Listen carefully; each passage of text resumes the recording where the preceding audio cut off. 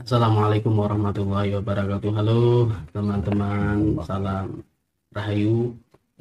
Jumpa kembali bersama YouTube Mambu Santri Channel.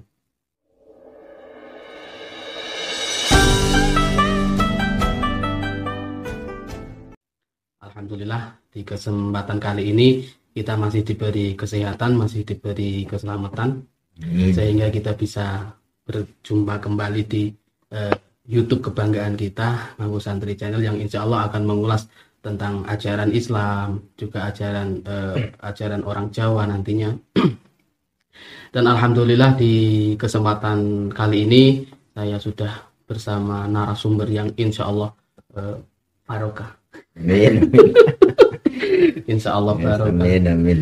Beliau itu biasanya kalau di sekitar lingkungan itu biasa dipanggil Gus, karena di posisi saya ini, saya sebagai murid beliau, saya manggil Pak aja.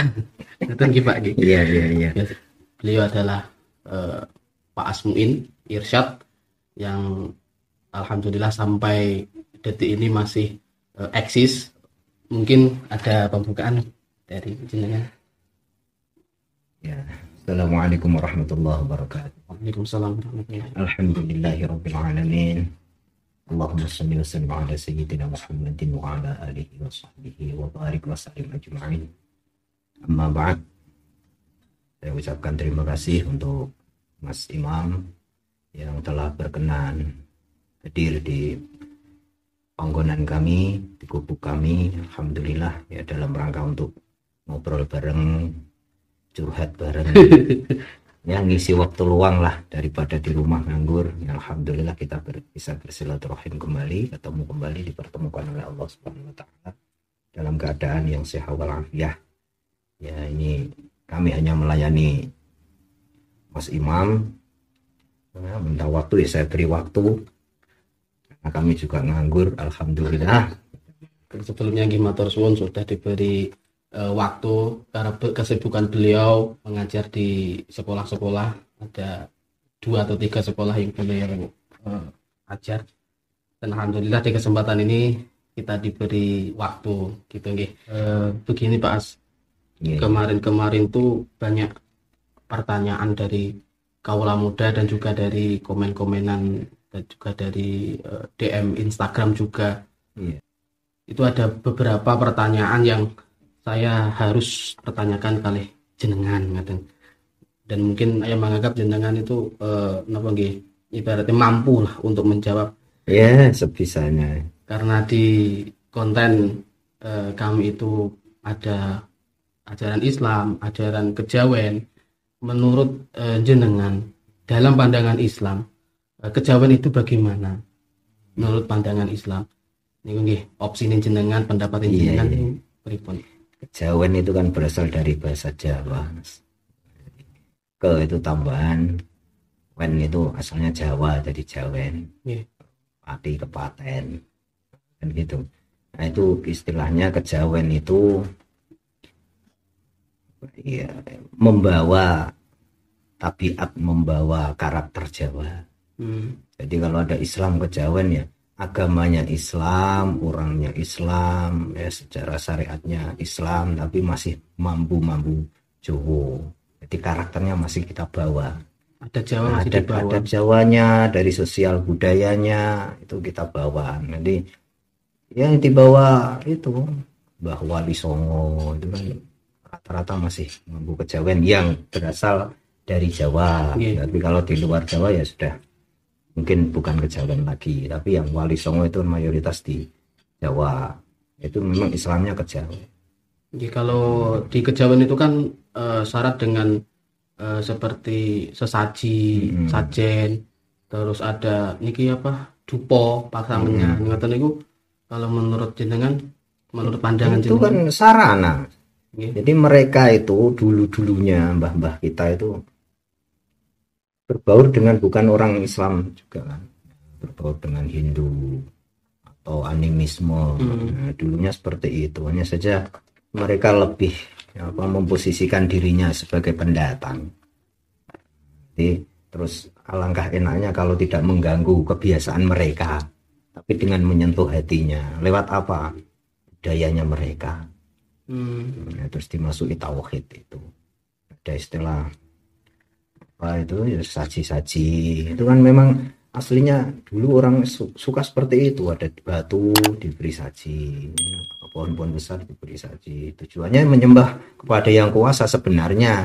Cuma karena belum kenal tauhid ketika terus Wali Songo, Yai Sepuh itu sama sekali tidak menyinggung perasaan mereka, ya dimasuki saja itu. Saji diganti dengan sedekah, istilahnya sedekah, sedekah bumi dan lain-lain. Itu kan memang bahasa halusnya.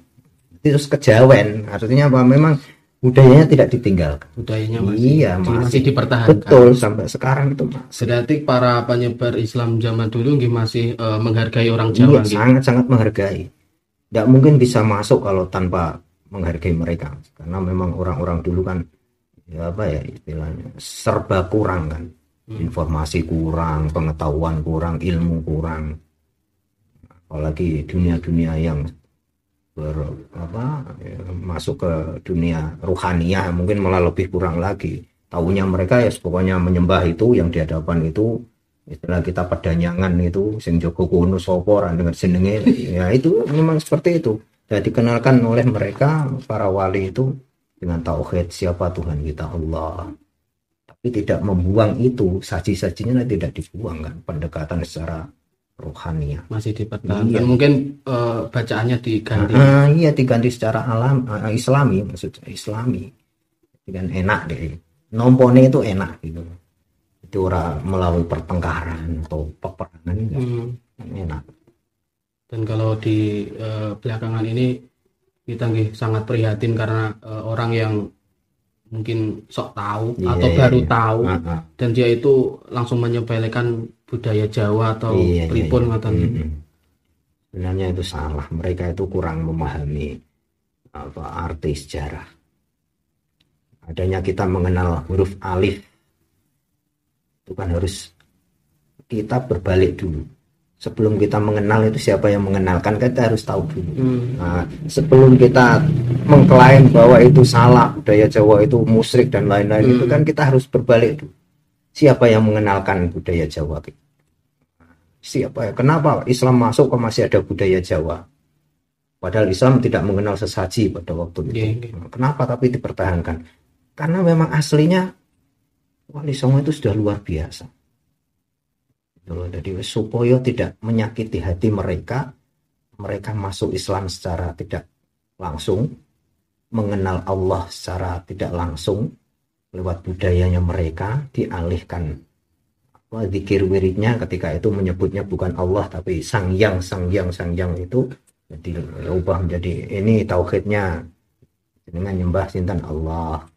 Sesajinya pun tidak usah dirubah, itu kita niati dengan sedekah dalam Islam sedekah. Monggo dipun ajengaken mboten napa-napa. Kita masuk tahlil la ilaha illallah.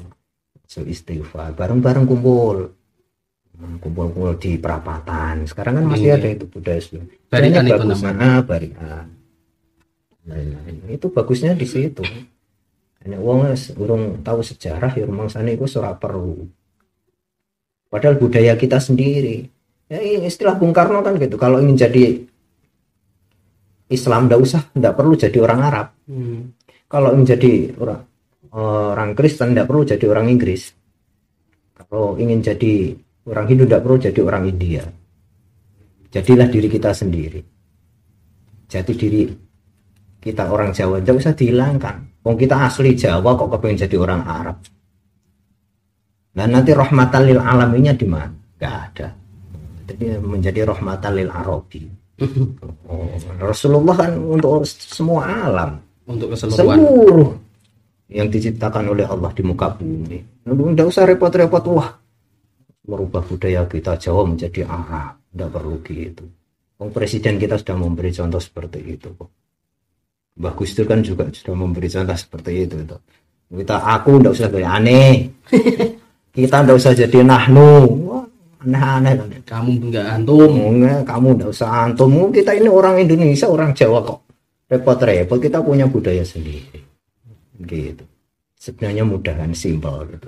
Kalau mungkin ada sesaji mungkin kalau sekarang kalau di kita mungkin ada manakipan gitu. Iya. Ada apa nih? Ayam itu yang Iya, dimakan. iya, engkong. Ungkung. Ya, itu. Nah, kalau itu kan memang apa ya, dulu memang dinisbatkan bacaan di dalam manaqib Syekh Abdul Qadir itu kan memang ada ayam jago itu.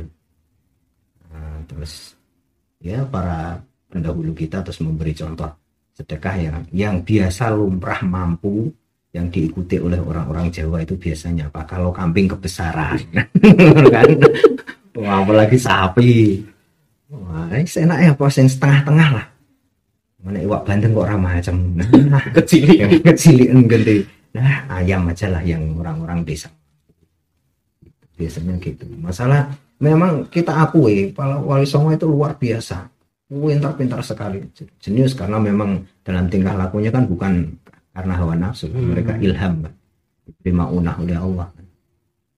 Jadi mungkin kejadian yang akan datang itu sudah diberi firasat oleh Allah. Jadi supaya besok itu orang keberatan biar engkau gitu, lebih fleksibel, lebih ramah, lebih mudah dijangkau. Kalau sebelum Islam datang ke Jawa tuh agama asli Jawa ini kan apa? Animisme. Ajaran animisme itu ya sebenarnya bukan bertuhan, tapi menuhankan sesuatu. Oh gitu. Menuhankan sesuatu benda yang dianggap angker, itu animisme. Memang sukanya begitu dulu. Tapi bakarnya kemenyan. Nah, itu animisme dulu. Membakar kemenyan, membakar sesuatu dupa dan lain-lain itu. Kemudian diiringi dengan bunga-bunga. Bahkan menyan sampai sekarang pun masih dipertahankan. Masih. Di beberapa bagian itu masih ada yang pakai kemenyan. Iya. Bahkan itu orang Islam yang udah mengetahui apa Islam sesungguhnya. Iya. Ya mungkin tujuannya itu. Kita husnudzon saja lah. Mungkin tujuannya memang ya nguri-nguri budaya itu. Terus tidak kita ingkari, menyan itu gondonya, baunya kan wangi, harum, sebagai pengharum ruangan. Nuansa wangi itu kan enak, lebih asrep gitu. Mungkin juga karena itu juga anjuran Rasulullah, disunah untuk wangi-wangi kan, masuk juga itu. Nah, kemenyan Jawa diganti dengan kemenyan Arab, kan ada juga itu. Betul.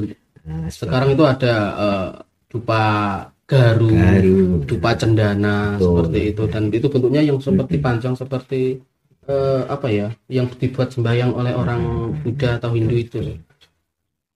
Ya, sebenarnya sama saja bentuknya dan asalnya itu. Yang penting itu harumnya, itu aromanya itu tidak ditinggalkan. Supaya mereka memang tidak tersinggung. Jadi memang Islam datang ke sini itu secara halus. Berbudi pekerti lah, suruh kasarannya, kita punya sopan santun. Kalau langsung masuk terus dupa dibubarkan, sesaji istilah disadui, kan nggak punya tata krama kita. Padahal Rasulullah kan sangat orang-orang yang sangat berbudaya. Mungkin masuknya Islam ke tanah Jawa itu dengan cara halus, mungkin itu trik ya Pak ya? Iya, salah satu trik dakwah atau jalan dakwah. Karena orang Jawa itu halus, jadi ini Islam itu bisa diterima dengan baik mungkin. Betul. Alhamdulillah, dan itu memang mayoritas. Jawa itu mayoritas Islam.